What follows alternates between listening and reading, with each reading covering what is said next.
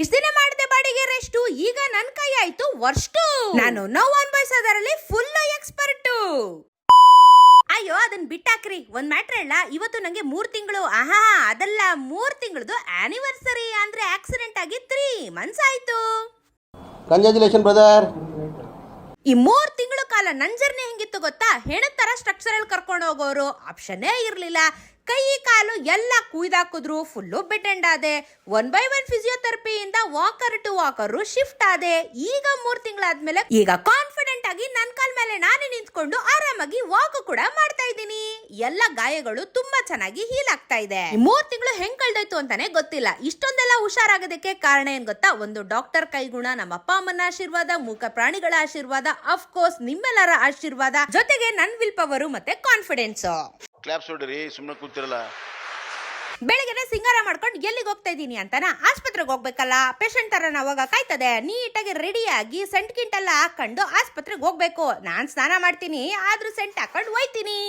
By ಇವತ್ತು ನನ್ ಕೈ ಆಪರೇಷನ್ ಆಗಿ 1 ವಾರ ಆಯ್ತು. ಡ್ರೆಸ್ಸಿಂಗ್ ಗೆ ಬರಕ್ ಹೇಳಿದ್ರು. ಅದಕ್ಕೇನೆ ನೀಟಾಗಿ ರೆಡಿಯಾಗಿ ಗಮ ಗಮ ಅಂತ ಸೆಂಟ್ ಹೊಡ್ಕೊಂಡು ನಾನು ನಮ್ಮಮ್ಮ ಆಟೋ ಹತ್ಕೊಂಡು ಸೀದಾ ಹೊರಟ್ವಿ.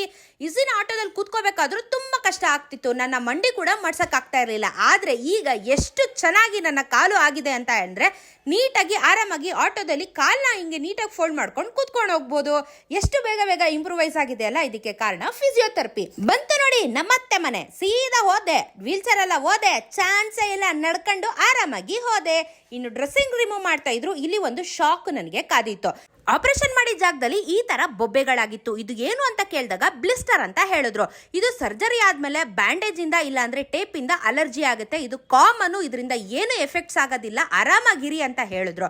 ಅಂಡ್ ಅದು ಇನ್ನ 1 ವಾರದಲ್ಲಿ ಅದಾಗದೇನೆ ಊತ ಎಲ್ಲ ಇಳಿದೋಗುತ್ತೆ, ಟೆನ್ಷನ್ ಮಾಡ್ಕೋಬೇಡಿ ಅಂತಾನು ಹೇಳಿದ್ರು. ಬಟ್ ಆ ಬೊಬ್ಬೆ ಬಂದಿರೋ ಜಾಗದಲ್ಲಿ ನಂಗೆ ಉರಿ ಮತ್ತೆ ಕಟ್ತಾ ಇದೆ. ಅದನ್ನ ಟಚ್ ಮಾಡಕ್ ಆಗದೇ ಇಲ್ಲ ಅಂಡ್ ಮಾಡೋದು ಇಲ್ಲ. ಯಾವ್ದೋ ನಾವು ತಡ್ಕೊಂಡಿದ್ದೀನಂತ ಇದೆಲ್ಲ ಯಾವ್ದು ಸಿಲ್ಲಿ ಮ್ಯಾಟ್ರು. ನನಗೆ ನೀಟಾಗಿ ಡ್ರೆಸ್ಸಿಂಗ್ ಎಲ್ಲ ಮಾಡಿಸ್ಕೊಂಡು ಮುಂದಿನ ಸೋಮವಾರ ಎಲ್ಲ ಹೊಲ್ಗೆನು ಬಿಚ್ಬಿಡ್ತೀನಿ ಬಾ ಅಂತ ಹೇಳಿ ಡಾಕ್ಟರು ಕಳ್ಸಿದ್ರು. ಅಂಡ್ ಇನ್ನೊಂದು ವಿಷಯ ಗೊತ್ತಾ? ಇನ್ಮೇಲಿಂದ ನಂಗೆ ಯಾವುದು ಮೆಡಿಕೇಶನ್ಸ್ ಇಲ್ಲ. ಆರಾಮಾಗಿ ನಾನು ಫುಡ್ಡಲ್ಲೇ ಕಂಟ್ರೋಲ್ ಮಾಡ್ಕೊಂಡು ಇನ್ಮೇಲೆ ನನ್ನ ಆರೋಗ್ಯನ ಸುಧಾರಿಸ್ಕೊಳ್ಳೋದು ಅಷ್ಟೇನೆ.